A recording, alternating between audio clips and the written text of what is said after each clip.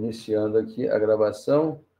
Já estamos gravando a aula de revisão para a prova de semana que vem. Tá aqui. Fecha aqui. Vamos começar aqui agora.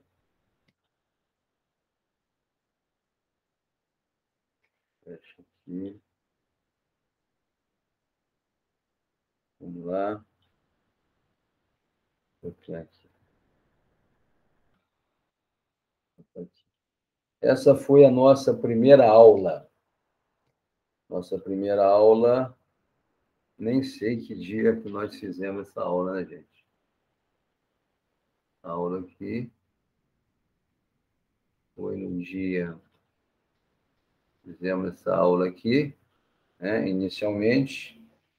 Aqui essa aula, ela faz uma abordagem, né? Fala sobre a importância do título de crédito, né, para uma apresentação que nós fizemos, né?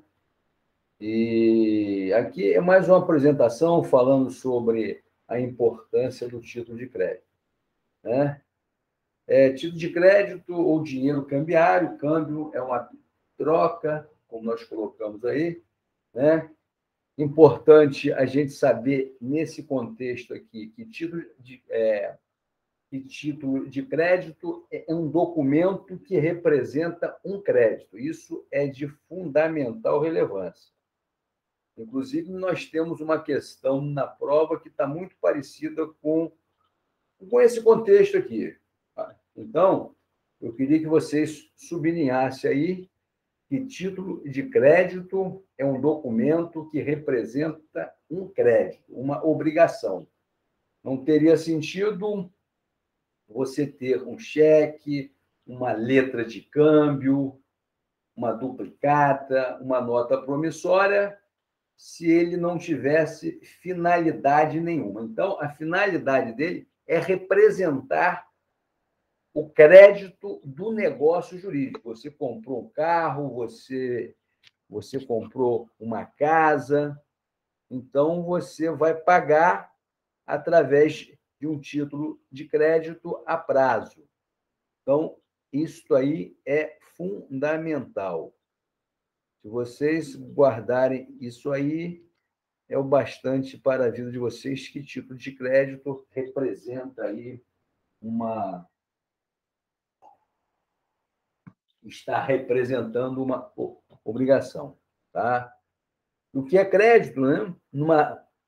Numa relação de consumo, o sujeito que assume uma obrigação vai pagá-la no futuro. Então, crédito é que você contrai uma obrigação assumindo um compromisso no futuro, que você vai amortizá-lo, vai pagá-lo. Então, está dado aí, né? Importante. Então, esse conceito aí, inclusive, eu botei lá no chat, e vocês devem guardar. Anotem aí, porque eu acho que é uma das questões que está na nossa prova. É uma desconfiança minha. Então, os títulos de crédito são o quê? São documentos representativos de obrigações pecuniárias. Não se confundem com a própria obrigação, porque a representa. Então, isso aí, guardem essa parte aí, porque é exatamente o que nós estávamos comentando na fala anterior.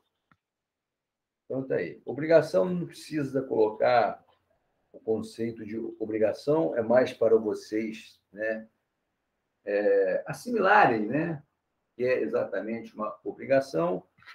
Está aqui. Tá? Então, exemplo de obrigação, mas o que eu quero nessa aula aqui é que vocês aprendam, é que vocês saibam o conceito de título de crédito. Então, está aqui. Isso é mais um caso concreto, exemplificando aí o contexto, né? Exemplificando o que é obrigação através de um caso concreto. Então, os títulos Os títulos de crédito que nós temos aí é o cheque, a nota promissória, a letra de câmbio. Nós temos aí a legislação, né, que criou a letra de câmbio, né, que criou a primeira legislação do Brasil, que foi a Lei 044 de 88, que falava sobre letra de câmbio e nota promissória. Essa lei foi a base para outros títulos também, ou seja, né, foi o embrião surgindo lá em 1908 aqui no Brasil. Temos a Lei Uniforme de Genebra, o Decreto 57.663 de 66, onde na Convenção de Genebra, que fala sobre títulos de crédito de uma forma em geral. Tá? Então, nós temos aqui a lei da duplicata e nós temos a lei do cheque. Essas leis são leis especiais. E nós temos aqui no Código Civil, eu acho importante vocês olharem esses artigos para a nossa prova, só para vocês adquirirem uma cultura jurídica maior para fazerem a prova. É que eu reitero, a prova não está difícil, mas é importante a gente olhar esses artigos que nós já visitamos para que a gente fique mais embasado. Tá aí. Observação aí fala, é aquela questão da lei geral e da lei especial. O Código Civil, ele surgiu, o novo Código Civil é de 2001. Então, está aí. A lei geral, que seja posterior à especial, não a revoga. E, de regra, a lei posterior, quando trata da matéria existente na anterior, provoca a sua natural revogação. Todavia, se a lei posterior for geral, ela não revoga a legislação especial. O que está dizendo aqui é o princípio da especialidade das leis, dizendo que, com o advento do Código Civil de 2001, o novo Código Civil, o Código Civil, por ser uma lei geral, ela não revogou a lei especial. A lei especial do cheque, a lei especial da duplicata, a lei especial da nota promissória. Ok? Porque, via de regra, quando você tem, isso é um princípio de direito, via de regra, quando vem uma lei posterior, a tendência dela é revogar a lei anterior naquilo que for contrário. Todavia, esse caso aqui é um caso isolado, especialíssimo, a gente já discutiu isso aí. É bom vocês saberem isso aí para a vida de vocês. Então, está aí. É o princípio da especialidade. Eu vou ler rapidamente aqui. O princípio da especialidade determina que se afaste a lei geral para aplicação da lei especial. Entende-se como lei especial aquela que contém todos os elementos da norma geral, acrescida de outros que a tornam distinta, chamados de especializantes. Tá aí. Importante aqui nós sabermos a natureza jurídica do título de crédito. E, na verdade, né, a natureza jurídica dele é expressar um direito em valor corrente, em moeda, né? Na verdade, é o que nós estamos falando lá no conceito, né? A natureza jurídica, né, é que o título de crédito ele expressa um valor, e esse valor ele está em moeda corrente do Brasil, que, no caso aqui, o padrão monetário é o real, a nossa moeda. E o título de crédito, né, são líquidos certos, né, e exigidos. Então, importante a gente guardar a natureza jurídica do título de crédito, que é o quê? Expressar um direito em valor corrente, em moeda, em dinheiro, em crédito. E, por conta disso, os títulos de crédito são líquidos e certos. E essa aqui é a grande questão aí para a gente matar aí. Natureza do título de crédito Importante a gente saber também aí. Aí. Então, está aqui o conceito, né? É o conceito aqui, conceito clássico. A gente já viu, né? O título de crédito. E já foi dado aquele conceito. Esse aqui é um conceito mais antigo, né? Dos conceitos clássicos que são dados aos títulos de crédito, pode-se dizer que este é o quê? Um documento abstrato, autônomo, através do qual você representa o crédito. Pois é o que nós já vimos. Então, esse conceito já não é novidade para a gente.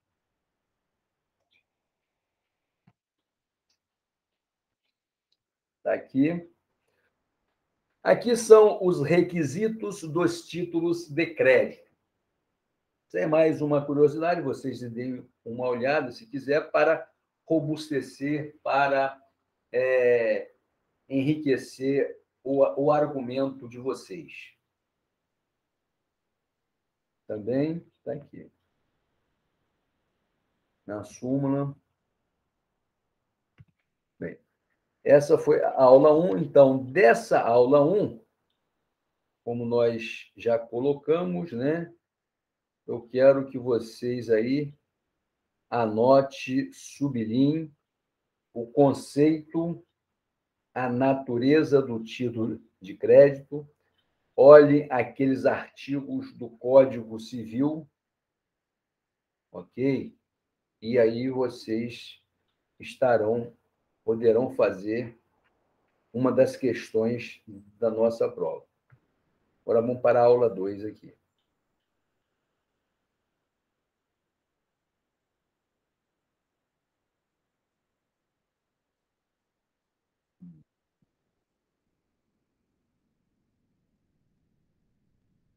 Vou estar aqui. Vou pegar aqui agora.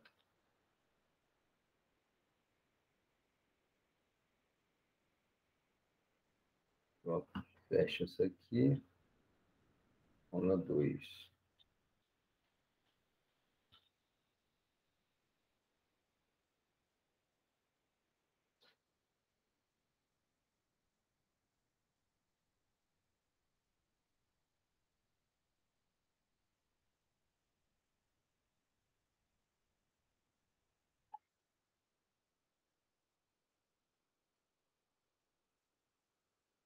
Então, está aqui.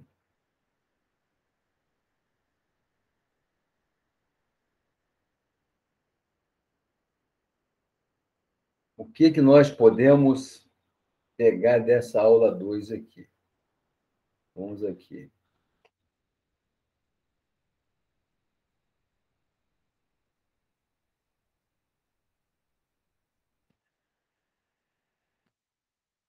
Então, está aqui a aula 2. Está aqui. As características e princípios do título de crédito, né? Então, está aqui. O título de crédito ele tem a natureza comercial, o objetivo dele é fomentar a atividade comercial, a atividade econômica. É um título de circulação. Anota aí, por gentileza, que o título de crédito ele circula através do endosso. Você, a partir do momento que você endossa o título de crédito, seja a nota promissória, seja a duplicata, seja o cheque, ele começa a circular, ele se abstrai do negócio jurídico. Então, as características estão aqui. O título de crédito ele tem, por natureza, a sua circulação. Em virtude dos requisitos que foram analisados anteriormente, né? E o título de crédito é um bem móvel, lógico, né? Não é um bem imobilizado. O título de crédito, por sua natureza circulatória, ele, né, é móvel, né? É um título de apresentação e de resgate. Você, quando vai fazer o protesto do título de crédito, você apresenta o título de crédito para que o cartório possa fazer o protesto, possa colher as informações sobre o título de crédito. E de resgate, porque você vai resgatá-lo, você vai fazer um negócio jurídico, vai assumir uma obrigação, você vai assinar um título de crédito, e esse título de crédito você vai pagá-lo no futuro, você vai resgatá-lo. Então, é uma das características do título de crédito que está dado aí. Então, essa parte de pró-solvendo e pró-soluto não vai cair, né? Porque ela caiu na nossa primeira prova. Então, a gente pode passar. Aqui nós demos exemplo de um título de crédito, a nota promissória, e, né, tem aqui o argumento do professor Orlando Gomes, mais uma fala sobre a natureza pró-solvendo e pró-soluto do título de crédito. Então, e importante essa parte aqui, que fala sobre os princípios que regem o direito cambiário, o direito de... Está aqui. Então, é o princípio da cartularidade, da literalidade e da autonomia. Então, a cartularidade, né, a gente sabe que o título de crédito é uma carta, é um papel pequeno, né? Então, é um pedaço de papel escrito de pouca extensão que remonta à ideia de papel. Aqui vocês podem se lembrar do exemplo da cartolina. É uma carta. Então, o título de crédito ele está na forma de papel, de uma cártula. Essa que é a grande sacada aqui para vocês assimilarem. Aqui, nós temos o princípio da cartularidade, né? Contempla principalmente a seguinte ideia, né? O crédito ele deve estar materializado no documento, né? Para que faça o quê? Para que faça a transferência do crédito, né? É o quê? É necessário o quê? A transferência do título. Então é essa questão, né? Que a gente sabe, né? Dessa lógica do título de crédito aí, né? Sobre a sua transferência, né? Está dado aí. Importante, o direito de crédito mencionado na cártula não existe sem ela, não pode ser transmitido sem a sua tradição e não pode ser exigido sem a sua apresentação. Então, o título de crédito você tem que repassá-lo, você tem que entregar a terceiro, né? E essa entrega a terceiro se faz por tradição, né? Que é uma palavra que significa entrega de bem móvel, né? A entrega do título. Aí o professor Fábio, do livro que nós recomendamos para vocês, está aí, né? Ele faz uma observação sobre título de crédito, uma reflexão, tá? Tá aqui, vou pegar aqui.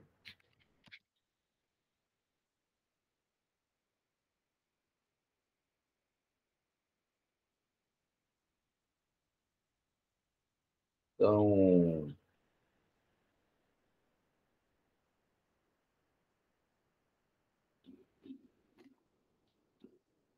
aqui, né?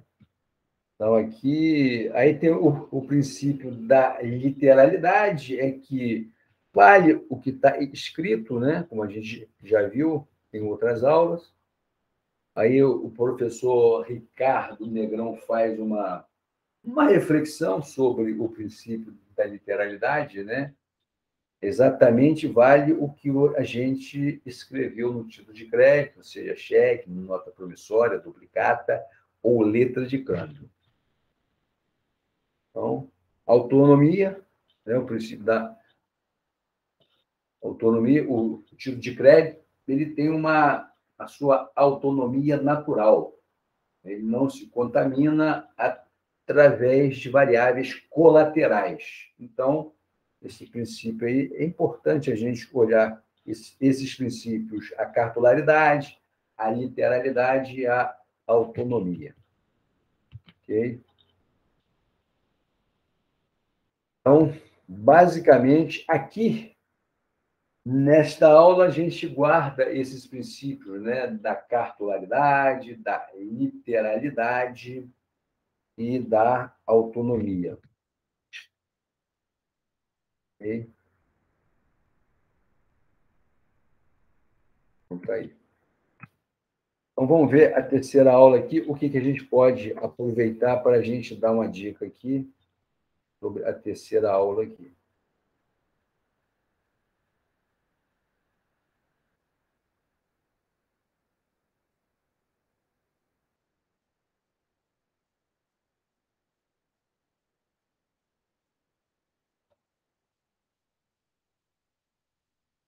Aqui,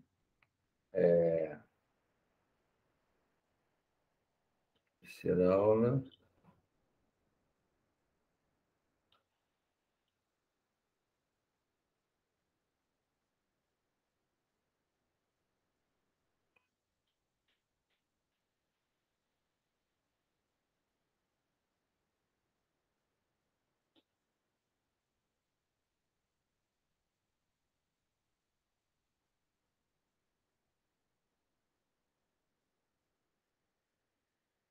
Então, tá aqui.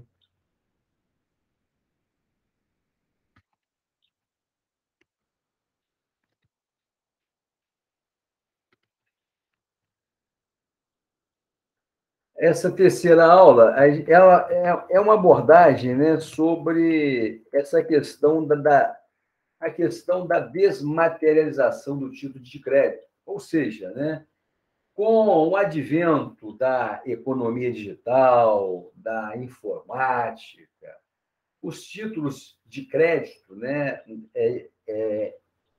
em forma de cártula, né, ele materializado numa folha de papel, isso aí já está ficando para trás.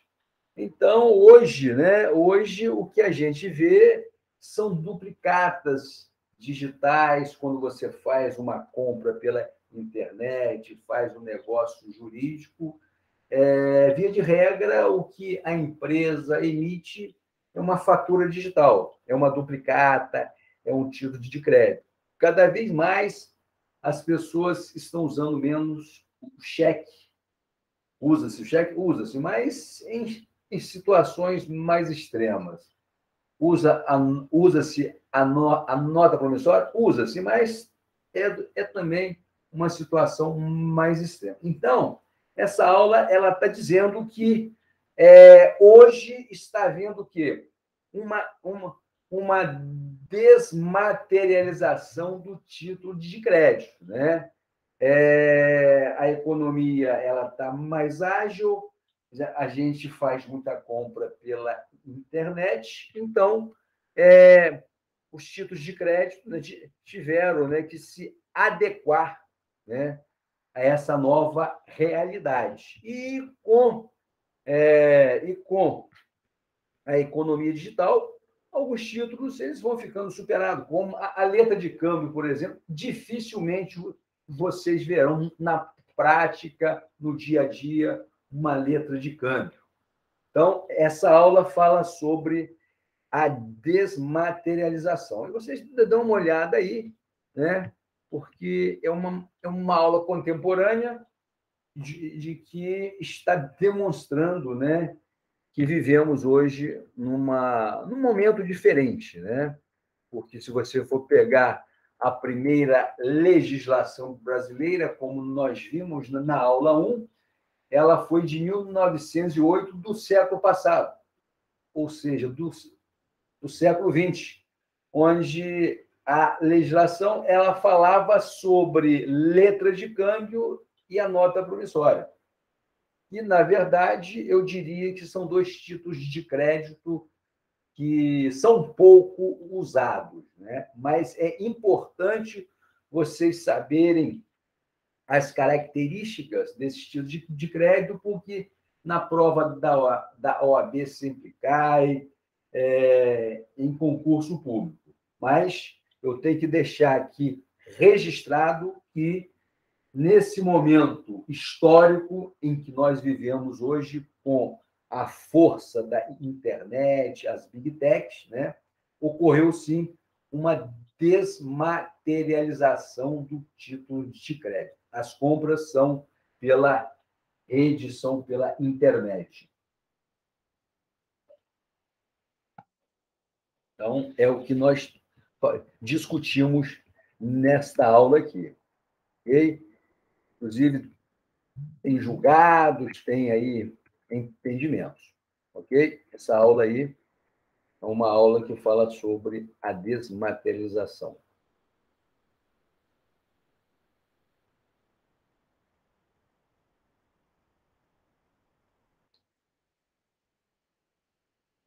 O que não quer dizer que o princípio da cartularidade ele esteja fora do contexto. Não, vocês são obrigados, né, a conhecerem o princípio da cartularidade, onde ele diz que o título de crédito está materializado numa folha de papel, né?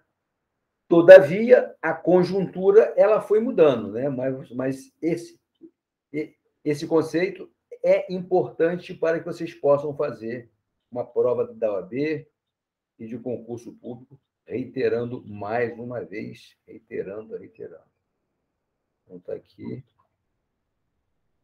Deixa eu botar aqui.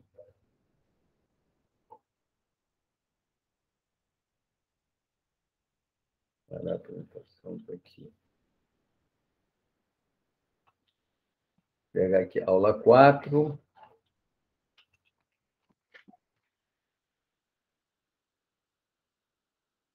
Pegar aqui a duplicata, está aqui, duplicata, promissória. Pegar aqui, ó, vamos pegar aula sobre leasing.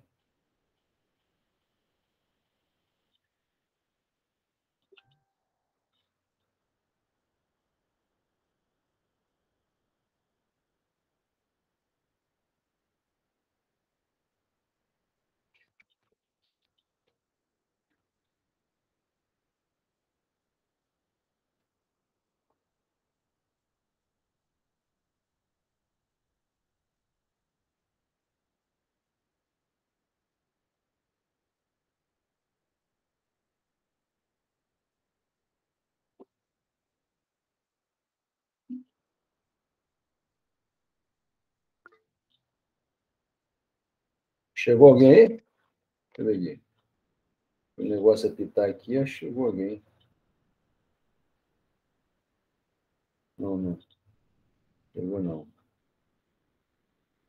Então, pessoal, aqui a aula de semana passada, né? Aula sobre leasing, né? Importante nós sabermos aqui, né, o conceito de leasing, porque eu coloquei no chat ali, né, que eu coloquei questões sobre leasing, isso é pertinente, porque foi a última matéria nossa, né?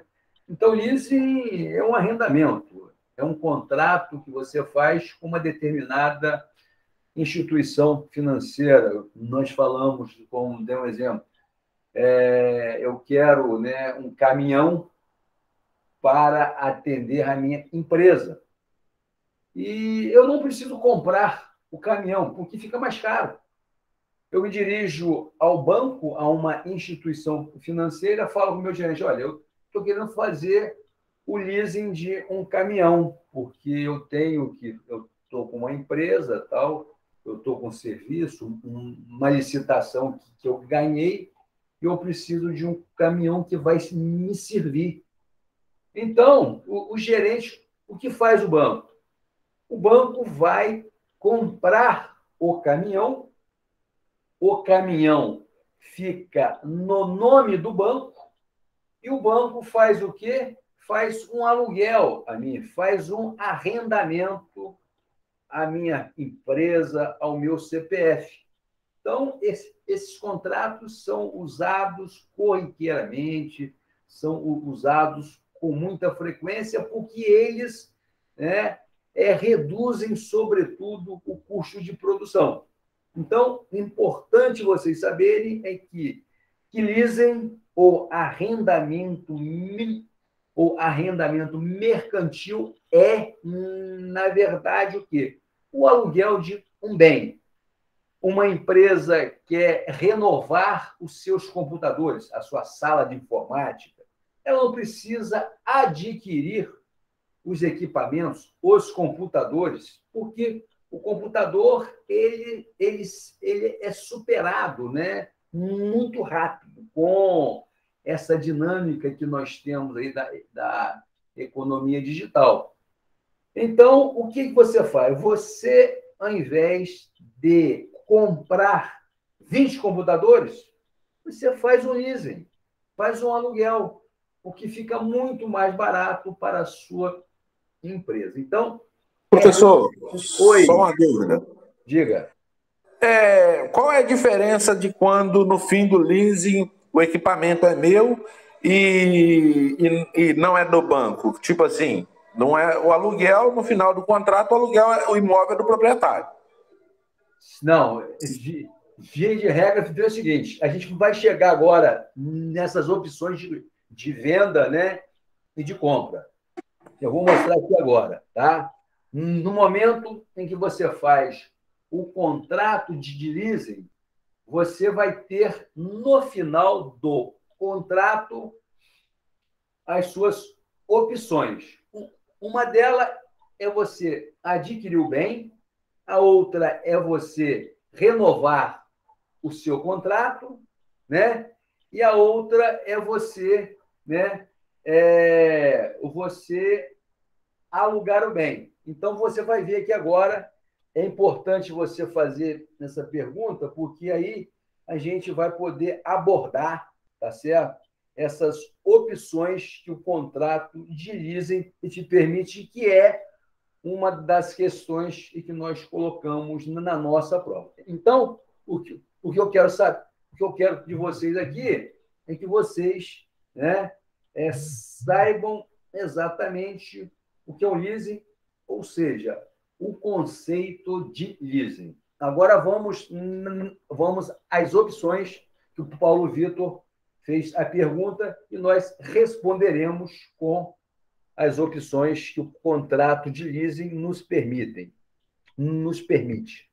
Está aqui. Inclusive, está aqui. Ó. Forma de leasing financeiro, né?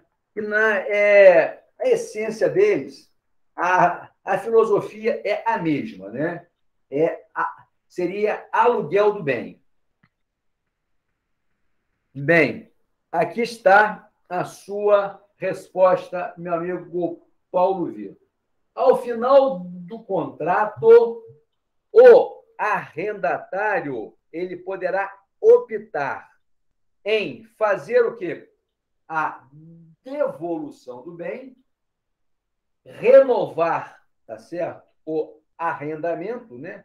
O contrato que você está fazendo de leasing, né?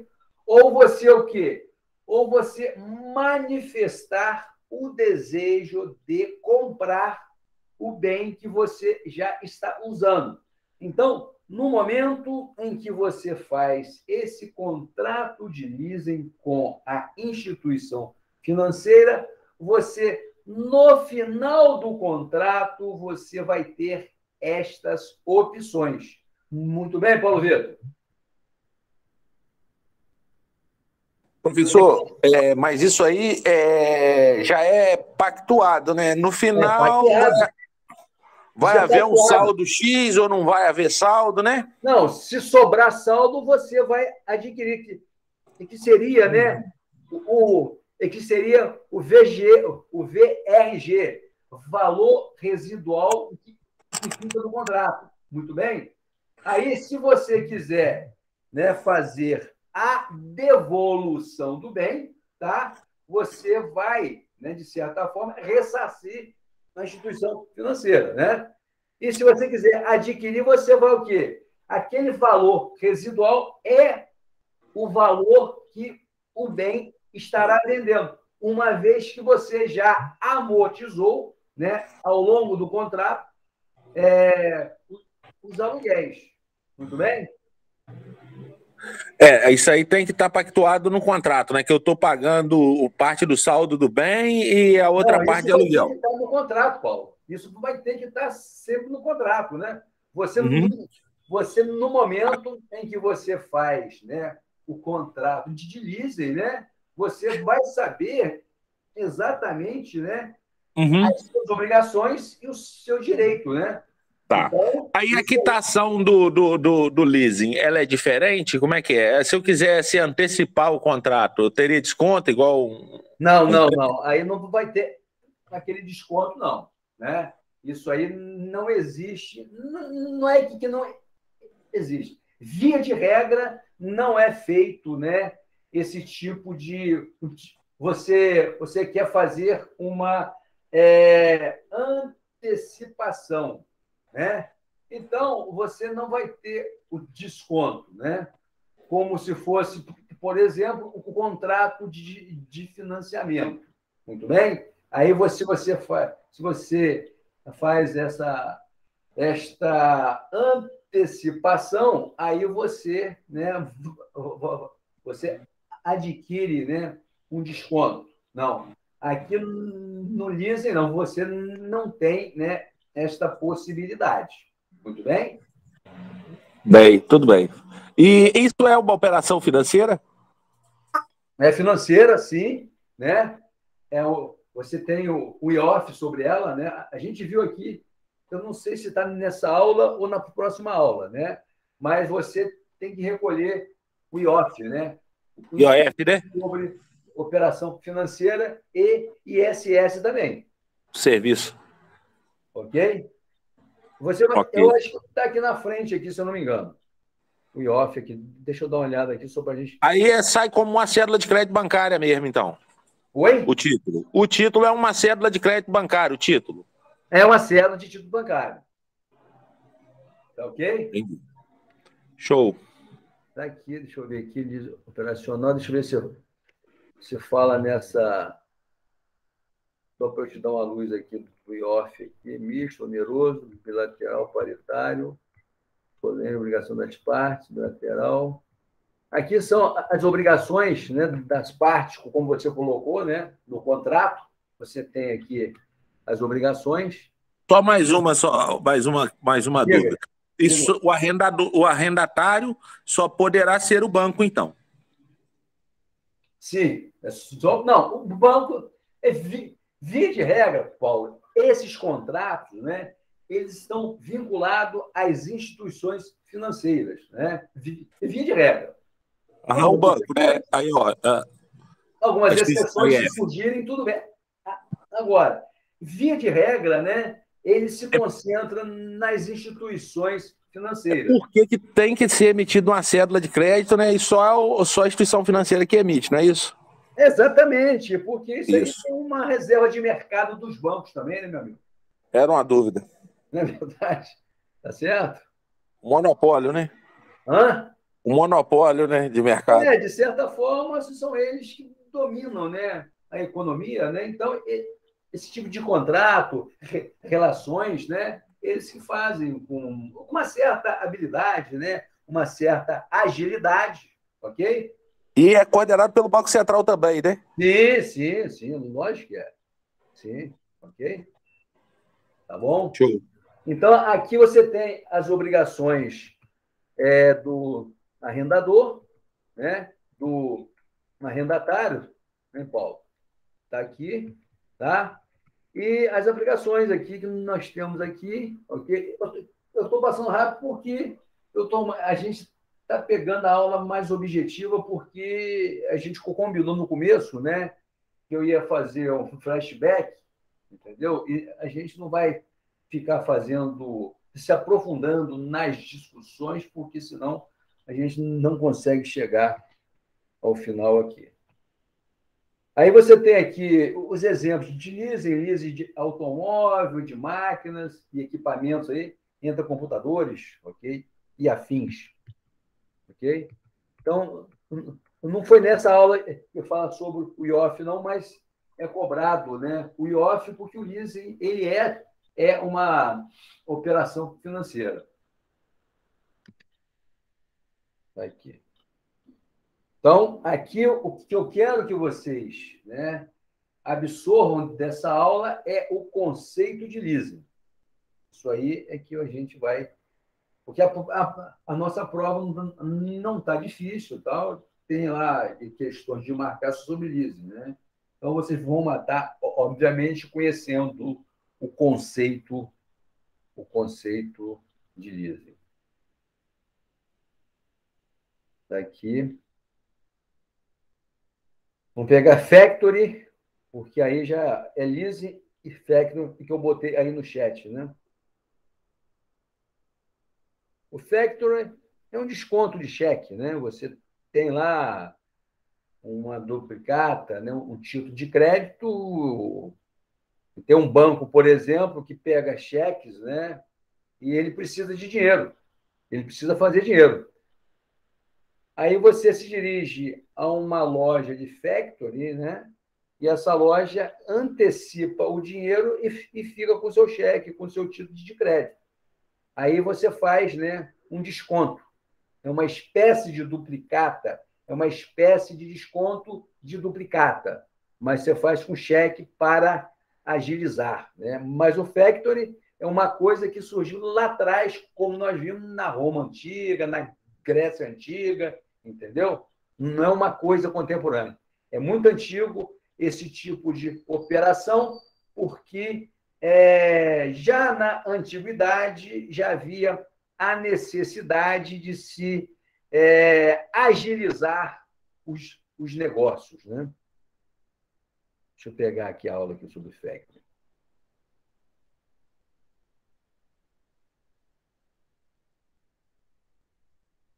Deixa eu ver essa aula. Não, está aqui na mesma coisa.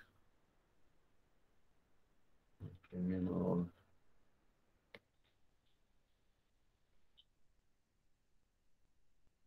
Só factoring está aqui.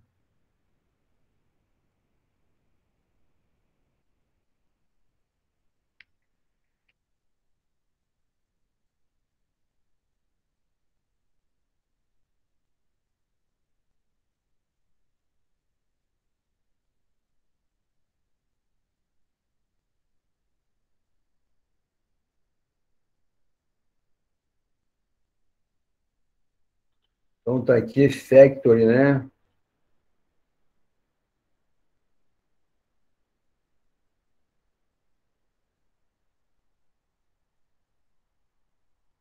Fatorização ou factor, né? Então, a gente fez aqui uma abordagem histórica, né? O conceito é o que nós falamos aí, né? O entendimento que nós temos que ter sobre o factor, né? É a grande sacada dessa aula aqui. O que houve aqui, meu Deus? Saiu deu pane? Será que tem alguém querendo hackear as nossas aulas? Agora é moda, nego, hackear. Entra, para aí. Vou pegar aqui.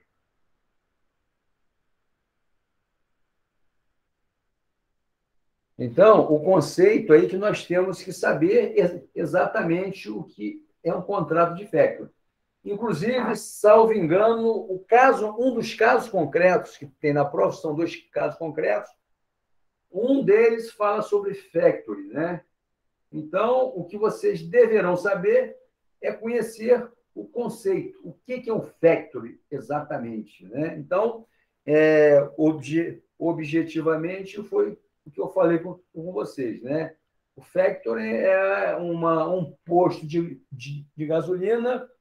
Via de regra, quando você abastece, você deixa seu cheque ali, né? O seu cheque é vencível para daqui a 20 dias, 25 dias, né? O posto vai, apanha aquele cheque seu e desconta ele numa casa de factory, né? Com o objetivo de fazer capital de giro. Então, esse é o objetivo desse tipo de operação? Agilizar os negócios jurídicos, né? Dando maior liquidez financeira às empresas. Então, esse é o conceito de factoring que vocês devem aprender e assimilar para que a gente possa fazer a nossa prova. Então, está aqui falando sobre os detalhes aqui, né? Fala sobre... Ele é um contrato atípico, né? Não regulado especificamente por nenhuma lei. Tá? Então, se você não tem especificamente uma lei que faça a regulação dele, embora o Banco Central já esteja interessado em regulamentar essa atividade, né? A gente vai ter que se basear nas disposições gerais do Código Civil. Então, está aqui, como eu falei com você, a origem dessa modalidade de contrato surgiu na Grécia e na Roma Antiga. Então, a gente acha que o nome em inglês, né, factory, fatorização, um nome diferenciado, vamos colocar assim, é uma coisa contemporânea. Não, é uma coisa muito antiga. Veio lá de trás, vamos usar esse termo.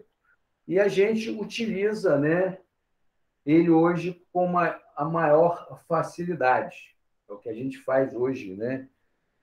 Basta você ter uma empresa, ter um negócio que você vai ter que se virar e fazer dinheiro do tipo de crédito que você tem no seu caixa. Então, só para deixar claro,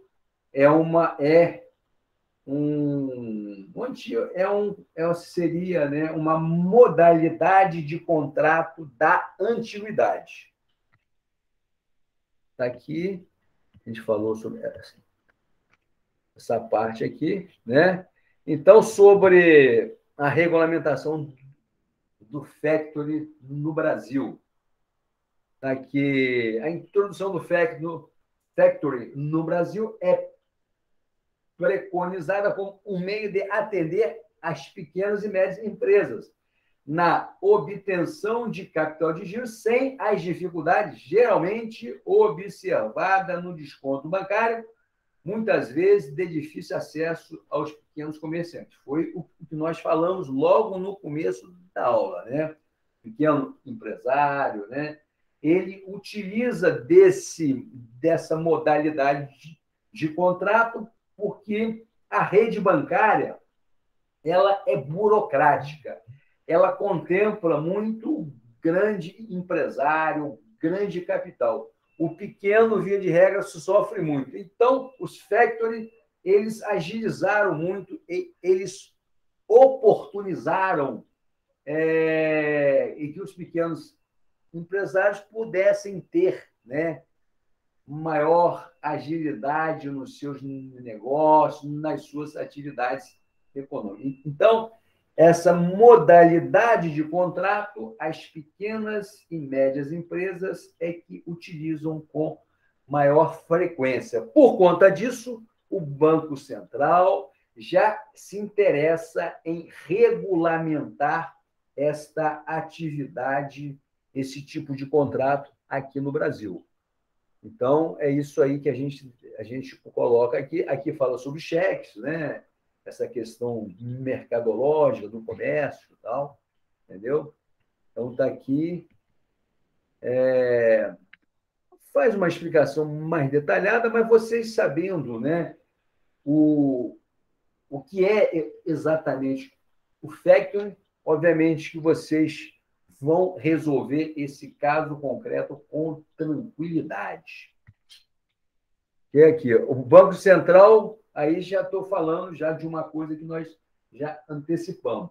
O Banco Central defende a tese de que as operações de factoring e cessão de crédito sem garantia subsidiária do cedente apresentam, na maioria dos casos, características e particularidades daquelas privativas das instituições financeiras autorizadas pelo Banco Central. Por tal razão, foram o quê? Foram proibidas no país as operações de factoring, até que o Conselho Monetário Nacional regulamentasse esse contrato. Então, o Conselho Monetário Nacional é uma instituição que está acima do Banco Central. Então, nós podemos dizer que esse tipo de contrato ele já é legal no Brasil, é regulamentado, porque o Conselho Monetário Nacional é um órgão onde ele faz as normas, essas normas que vão regulamentar o mercado financeiro, né? Essas normas que vão regulamentar o mercado financeiro são oriundas do Conselho Monetário Nacional, entendeu? Então, nós podemos dizer que o factor é uma atividade regulamentada hoje. Okay? Aí fala sobre os contratos, e aí a gente finaliza aqui a nossa pequena.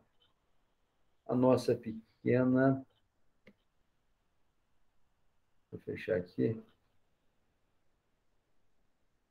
A pequena revisão aqui, e não tem, como nós falamos no começo,